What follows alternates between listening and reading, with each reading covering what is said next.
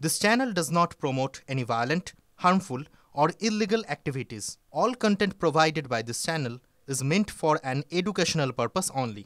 Voter তালিকায় নাম আছে অথচ বাস্তবে কোনো অস্তিত্বই নেই। এই অভিযোগ নতুন শুনছেন না, তবে বাংলায় যখন নাকি ভোটের আর মাত্র কয়েক মাস বাকি, তার আগেই ভোটার লিস্টে জুড়ে যাচ্ছে কিছু নাম। হ্যাঁ, শুধু নাম, বাস্তবে তারা কেউ নেই। বুঝতে পারছেন না? এসআইআর বা বিশেষ নিবিড় সমীক্ষা এখনো শুরু হয়নি রাজ্যে, তার আগেই এমন লিস্ট দেখে চমকে যাচ্ছে খোদ কমিশনও। কারা করছে এসব? সর্ষের মধ্যেই ভূত। খোদ ইআরওদের বিরুদ্ধেই এফআইআর এর সুপারিশ হয়েছে, যদিও মমতা বন্দ্যোপাধ্যায় বলে দিয়েছেন কাউকে সাসপেন্ড করা হবে না। তবু প্রশ্ন উঠছে, কমিশনের হয়ে যারা কাজ করছেন সেই সরকারি অফিসাররাই এর মূলে? কি অভিযোগ? তলায় তলায় ঠিক কি ঘটছে? এই বিষয়ে আজ কথা বলবো দ্য ব্রিফিং রুমে। আমি আছি তন্নিষ্ঠা। সরাসরি চলে যাই অভিযোগে।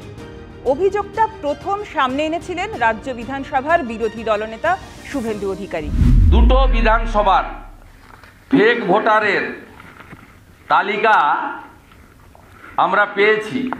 একটা হলো মাননীয় বিমান ব্যানার্জির বিধানসভা বারুইপুর পূর্ব 206 ময়না, এবং আশ্চর্য হয়ে যাবেন, ওটা ভারতবর্ষে ইলেকশন কমিশনের গাইডলাইন আছে, এসডিও ছাড়া কেউ ইআরও হতে পারবেন না। এই দুটোতেই ইআরও হচ্ছে DMDC, promotee WBCS. The chief secretary completely violating the norms and direction sent from the ECI, Election Commission of India. এই অভিযোগ সামনে আসার পর নড়ে চড়ে বসে কমিশন। পরপর অফিসারদের তলব করা হয় কমিশনে। জিজ্ঞাসাবাদ করার পর কড়া পদক্ষেপ করার কথা জানিয়ে দেওয়া হয়েছে। চিঠি দেওয়া হয়েছে রাজ্যের মুখ্য সচিবকে। ময়নার ইআরও বিপ্লব সরকার, বারুইপুর পূর্বের ইআরও দেবোত্তম দত্ত চৌধুরী এবং ওই দুই জায়গার ইআরও তথাগত মণ্ডল এবং সুদীপ্ত দাসকে সাসপেন্ড করার ও তাদের বিরুদ্ধে এফআইআর করার সুপারিশ করা হয়েছে। সুরজিৎ হালদার নামে ডেটা এন্ট্রি অপারেটরের বিরুদ্ধেও এফআইআর করার সুপারিশ হয়েছে। কিন্তু মমতা বন্দ্যোপাধ্যায়, মুখ্যমন্ত্রী মমতা বন্দ্যোপাধ্যায় ঝাড়গ্রামের সভা থেকে স্পষ্ট বলেছেন কাউকে সাসপেন্ড করা হবে না। উল্টে তিনি প্রশ্ন তুলেছেন, কোন আইনে এটা করা হচ্ছে, কিভাবে এটা করছে কমিশন? আমরা বলি তোমার ইলেকশন এখন ডিক্লেয়ার হয়েছে, কোন আইনের বলে তুমি নোটিশ পাঠিয়ে দিচ্ছ, সাসপেন্ড করছো, আর বলে দিচ্ছ এফআইআর করতে হবে না, আমি কারো কোনো পানিশমেন্ট করতে দেব না, পুলিশকে ভয় দেখাচ্ছ। শুনুন, আপনাদের প্রোটেক্ট করার দায়িত্ব আমাদের, আমরা আপনাদের রক্ষা করব জীবন দিয়েও, কোনো চিন্তা করবেন না, কেউ হতাশ হবেন না। অভিযোগটা ঠিক কি একটু খোলসা করে বলি। অভিযোগ ছিল সরাসরি ভোটার তালিকায় নাম রয়েছে এমন অনেকের আদতে কোনো অস্তিত্বই নেই। এমনকি ভোটার তালিকায় নাম তোলার জন্য আবেদনের সময় যে সমস্ত তথ্য বা নথি জমা দিতে হয় সেগুলো অবৈধ। যে ইলেকটোরাল রেজিস্ট্রেশন অফিসার বা ইআরওরা সবটা খতিয়ে দেখে ভোটার তালিকায় নাম তোলার ব্যবস্থা করেন, তাদের বিরুদ্ধেই এই গাফিলতির অভিযোগ উঠছে। সেই তালিকায় কারা আছেন? ময়না, বারুইপুর পূর্ব, নন্দকুমার এবং রাজারহাট গোপালপুর, এই 4 জায়গার বিধানসভার ইআরওদের বিরুদ্ধে অভিযোগ উঠেছে। যদিও এখনো পর্যন্ত ব্যবস্থা নেওয়ার সুপারিশ হয়েছে মাত্র 2 জন ইআরওর বিরুদ্ধে এবং ওই 2 জায়গার ইআরওর বিরুদ্ধে। বাকিদের বিরুদ্ধে এখনো পর্যন্ত কোনো পদক্ষেপ করেনি কমিশন। সব মিলিয়ে প্রায় অন্তত 100-র বেশি নামের ক্ষেত্রে অভিযোগ উঠেছে, অর্থাৎ 100-র বেশি এমন নাম পাওয়া যাচ্ছে যাদের কোনো অস্তিত্ব নেই। কিন্তু কিভাবে ঘটছে সব? সরকারি দফতরে এভাবে নয়ছয় হচ্ছে কিভাবে? আসলে একটু ভেঙে বলি, এই যে ইআরও বা সরকারি আধিকারিক যারা তাদের সরকারি প্রশাসনিক কাজের পাশাপাশি নির্বাচন কমিশনের কাজ করেন, তাদের প্রত্যেকের নিজস্ব একটা আইডি থাকে। অভিযোগ যে সেই আইডি তারা শেয়ার করেছেন ডেটা এন্ট্রি অপারেটরদের সঙ্গে। কারা সেই ডেটা এন্ট্রি অপারেটর? তারা অস্থায়ী কর্মী, এবং সেই অস্থায়ী কর্মীদের হাতে চলে যাচ্ছে এই সরকারি পদাধিকারী অফিসারদের আইডি। এবং সেই আইডি দিয়েই নথিভুক্ত হয়ে যাচ্ছে এই সমস্ত অবৈধ নথি এবং বেশ কিছু নাম যার কোনো অস্তিত্ব নেই। এটাই কিন্তু অভিযোগ। এই অভিযোগ সামনে এসেছে, যার ভিত্তিতেই কমিশন এই ব্যবস্থা নিয়েছে। এবার বলি যে এই ইআরও বা এইআরও কারা? সাধারণত ইআরও হিসেবে কাজ করেন এসডিও বা রাজ্যের এরকম WBCS স্তরের অফিসাররা, অর্থাৎ উচ্চ পদস্থ আধিকারিক তারা প্রত্যেকেই।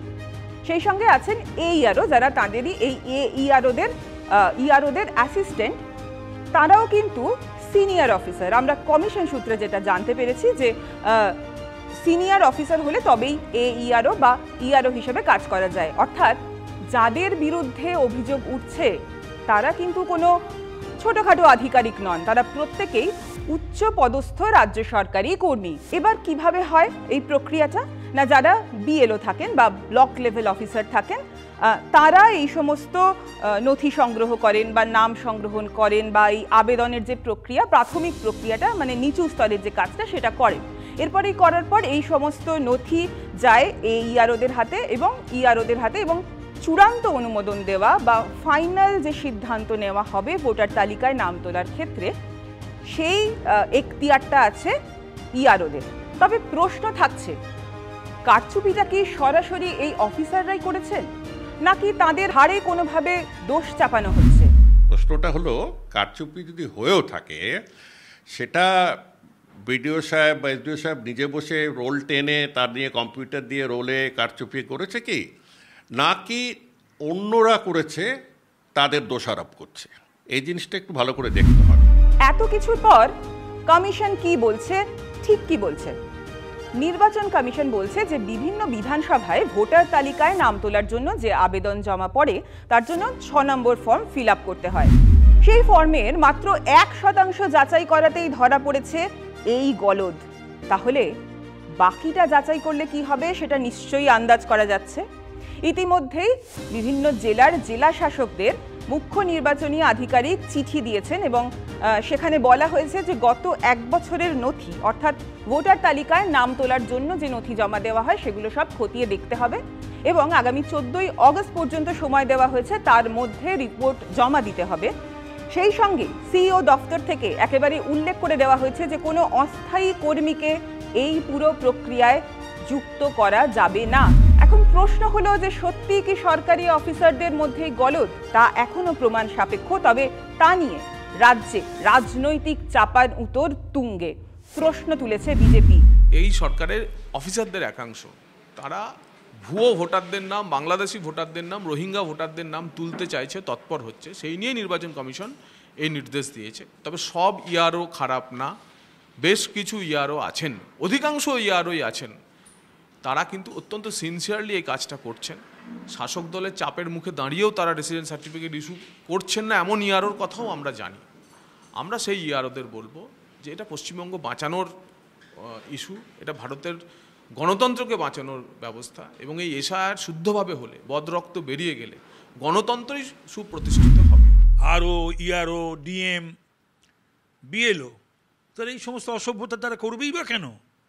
তারা কোনো রাজনৈতিক দলের হয়ে, তারা বিজেপির হয়ে বা কাজ করবে কেন, তৃণমূলের হয়ে বা কাজ করবে কেন? পশ্চিমবাংলার এইরকম ব্যবস্থা নেওয়ার জন্যে অনেক আইএস আছে, আইপিএস রয়েছে, ইআরও আরও রয়েছে। তো তাদেরকে সতর্ক করে দেওয়া হচ্ছে যে এইরকম আপনারা কোনো রাজনৈতিক দলের হয়ে দয়া করে কাজ করবেন না। যদি কাজ করেন, you will have to face the consequence.